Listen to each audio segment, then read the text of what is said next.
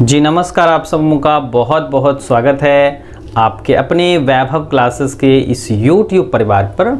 आज के इस कक्षा में हम लोग जानेंगे भारती भवन जीव विज्ञान है, उसमें पेज नंबर आपका जो है इसमें आपका 58 है। और जो हम लोग का आज का टॉपिक है वो है एब्स यानी कि पक्षी।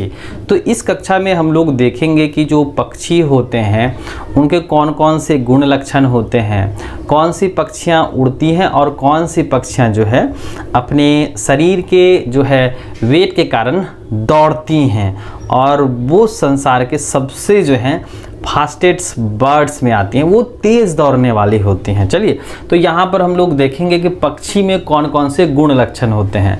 तो पहले अगर लक्षण की बात करें, आप जो है अपना भारती भवन पेज नंबर जो है आप 58 जो है ये आप सामने में रख सकते हैं। तो यहाँ पर हम लोग देखेंगे पक्षी और पक्षी के कौन कौन से सामान्य गुण लक्षण होते हैं। तो पहले अगर गुण लक्षण की बात करें तो इस वर्ग के अंतर्गत जो जीव होते हैं वो पक्षी आते हैं, यानी कि जो एब्स होते हैं पक्षी आते हैं। अब पक्षी भाई किसको कहते हैं? तो पक्षी जो है सामान्य रूप से क्या होते हैं? उड़ने वाले जीव होते हैं। क्या होते हैं? उड़ने वाले जीव होते हैं। अब कहिएगा कीड़े मकोड़े भी तो उड़ते हैं, उसमें भी तो पक्षियाँ होती हैं, उसमें भी तो क्या होते हैं? पंख होते हैं और वो उड़ते हैं। लेकिन कीट में जो खास बात होती है उसमें क्या होते हैं? 6 लेग्स होते हैं। कीड़े मकोड़े में क्या होता है? 6 पैर होते हैं। और कीड़ा मकोड़ा जो है वह जंतु जगत के ऑर्थोपोडा में आता है, यानी कि एक ऐसे जीव जिसमें क्या होते हैं? उनके पैर जॉइंट्स होते हैं। और इसमें यानी कि जो पक्षी होता है यह क्या होता है? कॉर्डाटा के अंतर्गत आता है, यानी रीढ़ हड्डी वाले होते हैं ये, है ना। तो पक्षी क्या होते हैं? उड़ते हैं और इसे हम लोग क्या कहते हैं? हवा का मालिक कहते हैं। तो ध्यान रखिएगा, उड़ने की वजह से जो है पक्षी को हम लोग क्या कहते हैं? हवा का मालिक कहते हैं। तो ये बात ध्यान रखिएगा और एक नाम आप ध्यान रख सकते हैं और आप नोट्स कर लीजिए इसको। तो हवा का मालिक जो होता है वह कौन होता है? पक्षी होता है। और ये जो बोला गया था ना, वह बोला गया था आपके रजनीश ओशो के द्वारा बोला गया था, है ना। तो ध्यान रखिएगा कि जो पक्षी होते हैं वो हवा का मालिक होता है और यह कथन किसका है? रजनीश ओशो का है। ठीक है, तो यहाँ पर हम लोग पहला पॉइंट देखें, इस वर्ग के अंतर्गत पक्षी आते हैं ना। चलिए दूसरा देखें, यह क्या होता है? नियत तापी जंतु होता है। अब नियत तापी क्या है समझिए? Warm blooded. देखिए वार्म माना क्या होता है? गर्म। क्या होता है? गर्म। और ब्लडेड माना होता है रक्त, या इसी को हम लोग खून कहते हैं, या इसी क्या बोलते हैं? रुधिर कहते हैं ना। तो देखिए जो ये पक्षी होते हैं इनका जो खून होता है यानी ब्लड का जो तापमान होता है वह पर्यावरण के हिसाब से नहीं बदलता है, समझे। यानी कि जो हम लोगों के शरीर में क्या होता है? गर्मी रहेगा तो गर्म खून, ठंडी रहेगा तो ठंडा खून, ऐसा बिल्कुल नहीं होता है। हम लोगों में क्या होता है? हमेशा चाहे पर्यावरण ठंडा रहे या गर्म रहे, हम लोगों का खून कैसा रहता है? गर्म ही रहता है। उसी तरह से पक्षी में भी क्या होते हैं? यह मौसम परिवर्तन के कारण जो है इनका रक्त का जो तापमान होता है वह स्थिर ही रहता है, गर्म का गर्म ही खून रहता है ना। तो इसीलिए हम लोग इसको क्या बोले? नियत तापी। पर्यावरण का चाहे मौसम कैसा हो, ठंडी रहे गर्मी रहे, लेकिन इनके जो खून का तापमान होगा ना वह कैसा होगा? गर्म होगा। हमेशा क्या होंगे? खून गर्म ही मिलेंगे। उसके बाद अगला देखिए, यह उड़नशील जंतु है ना। इसमें क्या होते हैं? सभी जीव उड़ने वाले शामिल होते हैं। अब भाई जो है इनका शरीर ऐसा है कि शरीर पड़ों से ढका होता है। शरीर क्या होते हैं? फीदर से ढके होते हैं। जो पक्षी का क्या होता है? अगला पैर होता है जिसको हम लोग अग्रपाद कहते हैं या डेना भी कह लेते हैं। तो पूरा शरीर पर क्या होता है? फीदर्स होते हैं, हेयर्स लाइक संरचना होते हैं। और उन्हीं की वजह से देखिएगा पक्षी का डिज़ाइन होता है। पक्षी में जो संरचनाएं होती हैं, जो हेयर्स का जो है वो सजावट होता है, उसके आधार पर इसका क्या होता है? हुलिया होता है। तो इनके जो शरीर होते हैं वह फीदर से पूरी तरह से ढके होते हैं।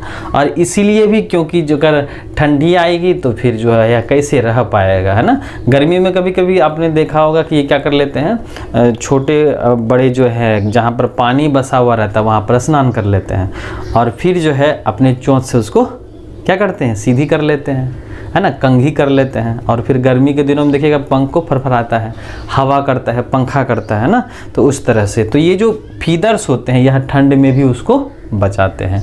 उसके बाद देखिए इनके जो अगले पैर होते हैं अग्रपाद, जिसको हम लोग पंख कहते हैं, ये रूपांतरित होते हैं। यानी कि पक्षी में 4 पैर, कितने पैर? 4 पैर। और उसमें से 2 पैर जो अगले वाले होते हैं जिसको अग्रपाद कहते हैं, उसमें वह क्या होता है? पंख में बदल जाता है, जो क्या करता है? उड़ने में मदद करता है। यानी पक्षियां जो उड़ती हैं वह कैसे उड़ती हैं? वह पंखों की मदद से उड़ती हैं। और फिर ये पंख जो होते हैं अगले वाले पैर होते हैं, पाद होते हैं, और ये क्या करते हैं? उनको हवा में उड़ने में सहायता देती हैं। उसके बाद देखिए जबड़े में दांत नहीं होते हैं, तो क्या होते हैं भाई? इसके पास कैसा होता है? इसके पास होता है चोंच, और इसी चोंच की मदद से वो क्या करती हैं? घोंसला भी बनाती हैं। क्या करती हैं? घोंसला बनाती हैं, भोजन को चुनती हैं, भोजन को खाती भी हैं, है ना, और अपने बच्चे की देख रेख करती हैं। देख रेख करती, उसको क्या करना होगा? सीध करना होगा, एक जगह से दूसरे जगह लेके जाना होगा। तो या तो वो अपने पैरों और चोंच की मदद से ऐसा करते हैं, है ना, घोंसला बनाती हैं, भोजन इकट्ठा करती हैं, भोजन लाती हैं, अपने बच्चे के मुख में ही डालती हैं। ये सारा चीज़ क्या होता है? इन्हीं चोंच के माध्यम से होता है। फिर अपने जो है यह बालों को ठीक करती हैं, बालों को ठीक करती हैं, किनकी वजह से? चोंच की मदद से ही। फिर जो है यह क्या करती हैं? शत्रु से लड़ती भी हैं, है ना, शत्रु से लड़ती हैं, यानी अपनी रक्षा करती हैं इन्हीं चोंच की वजह से ना। तो चोंच के बहुत सारे काम हो गए, ठीक है। उसके बाद है श्वसन फेफड़े द्वारा होता है, क्योंकि ये क्या है? आपके जो एयर्स में रहते हैं, हवा में रहने वाले जीवधारी हैं। तो इसमें जो क्या होता है, जो श्वसन की प्रक्रिया होती है वह फेफड़े के द्वारा होती है। जैसे हम लोगों में होता है ना, जो पक्षियां होती हैं उसमें फेफड़ा होता है। और ध्यान रखिएगा फेफड़े में जो है 4 कोष्ठ होते हैं। कितने कोष्ठ होते हैं? 4 कोष्ठ होते हैं, है ना। यानी कि जो चैम्बर होता है वो 4 चैम्बर होता है। उसके बाद देखिए शरीर में कंकाल होते हैं। कंकाल किसको बोलते हैं भाई? स्केलेटन। यानी कि शरीर का जो ढांचा होगा, हड्डी होगा, वह कैसा होगा? हल्का होगा और लचीला होगा। और जब लचीला नहीं होगा तो फिर क्या हो जाएंगे? वो उड़ नहीं पाएंगे, वो लैंड नहीं कर पाएंगे। तो बहुत सारी बातें हैं इससे जुड़ी। तो कंकाल कैसा होगा? हल्का होगा, लचीला होगा। उसके बाद देखिए ये कैसे देते हैं? अंडे देते हैं। देखिए अंडे देते हैं, यानी ये एग्स को क्या करते हैं? और ये दन देते हैं, और फिर जो है उससे एक नए पक्षी आते हैं। तो देखिए अंडे देने वाले जीवधारी को हम लोग कहते हैं अंडयूज। क्या कहते हैं? अंडयूज जीवधारी। ध्यान रखिएगा कि वैसे जीव जो अंडे देते हैं उसको क्या कहते हैं? अंडयूज जीवधारी कहते हैं। जैसे हमारे पास कौन कौन से जीव हैं अंडे देते हैं? पक्षी देते हैं अंडे, उसके बाद मछलियाँ अंडे देती हैं, उसके बाद सरीसृप अंडे देते हैं, यानी सांप वगैरह, कछुए वगैरह ये क्या करते हैं? गिरगिट वगैरह सब ये अंडे देने वाले जीवधारी हैं। मेढक भी अंडे देते हैं। फिर उसके बाद देखिए एग्जाम्पल्स देख लेते हैं। कबूतर, कबूतर को अंग्रेजी भाषा में पिजन कहते हैं। और ये जो आप देख रहे हैं कोलुम्बा, ये इसका वैज्ञानिक नाम है, ठीक है। गोरैया जो है वो है अंग्रेजी में इसको बोलते हैं स्पैरो, और जो है वैज्ञानिक तौर पर इसको हम लोग क्या कहते हैं? पसर कहते हैं। तो ये जो वैज्ञानिक नाम है जो है आप यहाँ से देख सकते हैं। आप हमारे चैनल के जो है प्लेलिस्ट में जाइए, 11th में आप जो है वैज्ञानिक नाम क्या है, वैज्ञानिक नाम की आवश्यकता क्यों पड़ती है, कौन कौन से वैज्ञानिक नाम के जो है नियम है, यह वैज्ञानिक नाम कौन बनाता है, और विभिन्न प्रकार के पेड़ पौधे और जंतु का वैज्ञानिक नाम आप हमारे चैनल के माध्यम से देख सकते हैं। और जो है वैज्ञानिक नाम का जो डिस्क्रिप्शंस में जो है हम लिंक दे देंगे, आप वहाँ से भी आप देख सकते हैं। चलिए अब है आपके मोर हैं। मोर को हम लोग क्या कहते हैं भाई? मोर जो होता है वह भारतीय जो है राष्ट्रीय पक्षी है, राष्ट्रीय पक्षी है भारत का। तो मोर है, उसको क्या कहते हैं हम लोग? जीव विज्ञान की भाषा में पेभो कहते हैं, है ना। पेभो क्रिस्टाटस इसका पूरा नाम होता है। अब आइए दौड़ने वाले पक्षी के बारे में। ऑस्ट्रिच होता है और इसका बायोलॉजिकल नाम क्या है?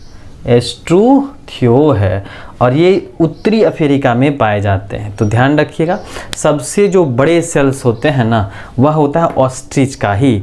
और ये पक्षी हैं, काफ़ी तेज़ दौड़ती हैं ये, और ये अंडे देती हैं तो बड़े अंडे देती हैं, इसीलिए बोलते हैं दुनिया की सबसे बड़ी कोशिका होती हैं। क्या होती हैं? सबसे बड़ी कोशिका होती हैं किसकी? ऑस्ट्रिच का, यानी शुतुरमुर्ग जिसको आप बोलते हैं। और ये कहाँ पाए जाते हैं? उत्तरी अफ्रीका में पाए जाते हैं। तो यहाँ पर हम लोगों ने देखा पक्षी के गुण लक्षण और कौन कौन से जो है जीव जिसको अंतर्गत हम लोग पक्षी को रखते हैं।